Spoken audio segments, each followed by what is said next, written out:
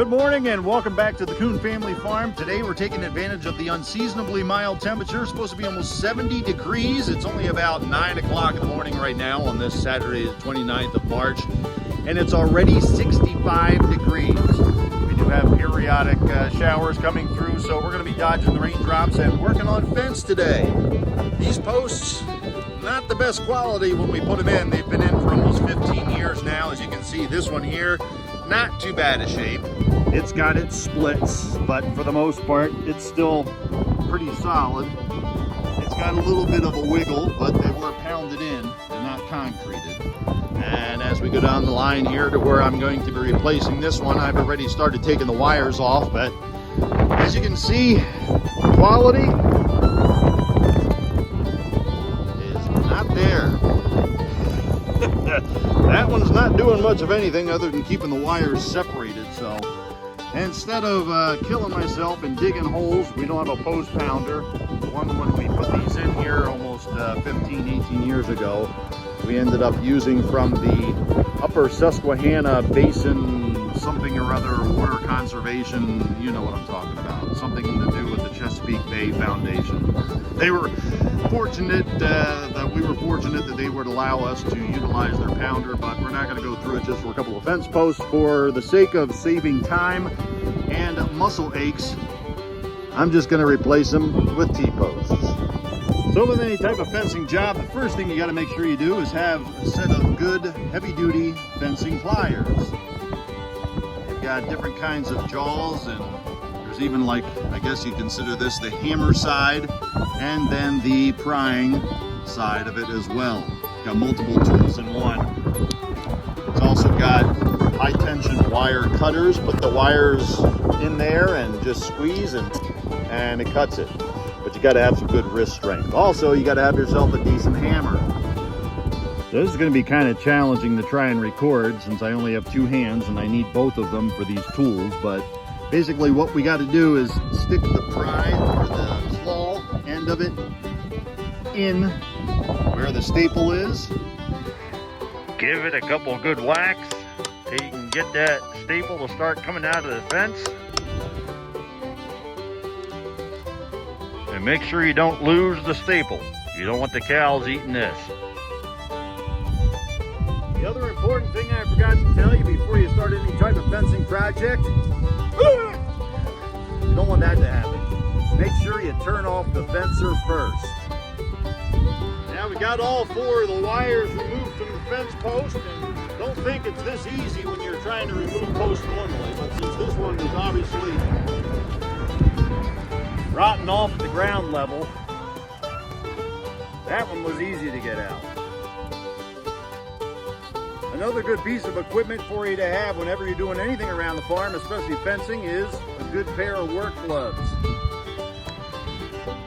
We're putting this T-post in with a manual post pounder. It's hollow on the one end, welded shut on the other.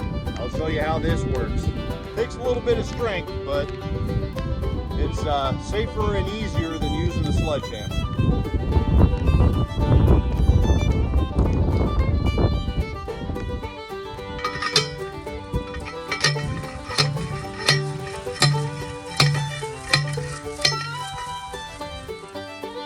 That's about it. And now we don't have to worry about that post ever rotting. Now, I'll show you the insulators that we're going to be using on the post. There's all different kinds of insulators you can use on fence posts. On wooden ones, over the years, we've learned what works and what doesn't, what lasts and what doesn't. These bad boys right here seem to be the most durable, longest lasting insulators, especially if you're using them on hot wires. Now, on our fences, we do the second wire up and the top wire are hot. So these, the bottom one, the third one up, those are neutral, but you still don't want them coming in contact with the fence post. So the ones that are hot, these right here, we used to use these. These don't last real long. They get dry rotted and get broken down. They are plastic, somewhat flexible. I guess there's a little bit of rubber or something in there.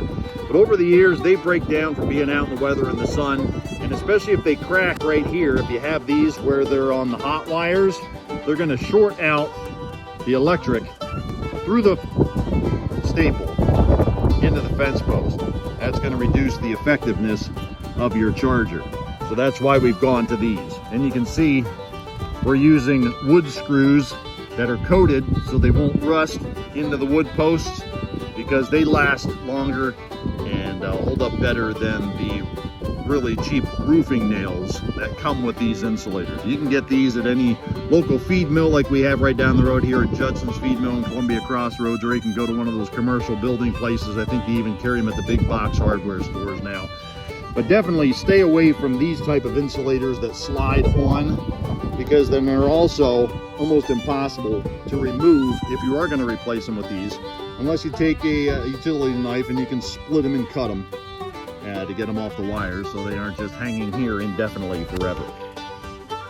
For the metal T-posts, you have different types of insulators. Now these just kind of clamp on, goes around the back of the post here. It grips on this side here, goes around the post, and then snaps on.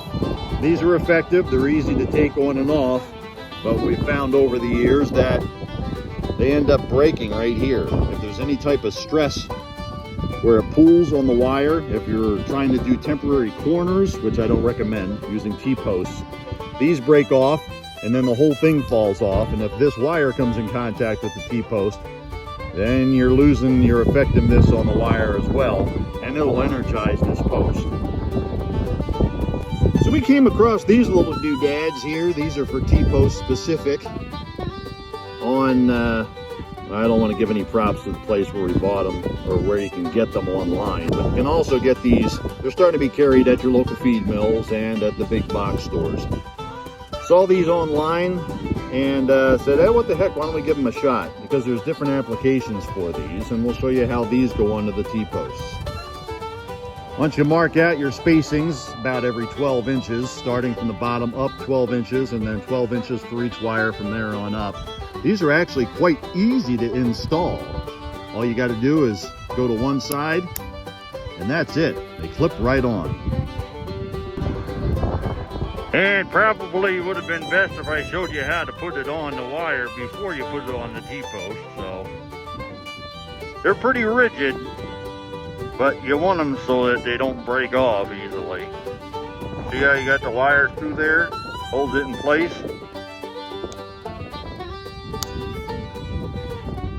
Well, we got all four of the insulators on. Now it's time to put on what we call the topper. Actually, that is what it's called, the topper. See, it says it right on it.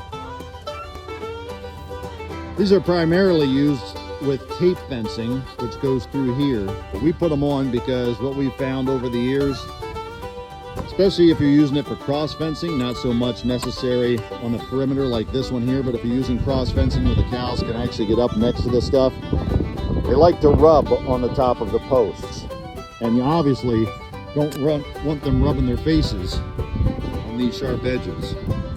So that's why we put those toppers on every T-post. Now it's time to move on to the next one. Well, I'm going to continue down the line. I know there's at least one more, maybe two more inline fence posts down here. Then we're going to start building some corners. That's a little bit more physically demanding and in detail, so we'll make another video for that one. But for now, thanks as always for watching.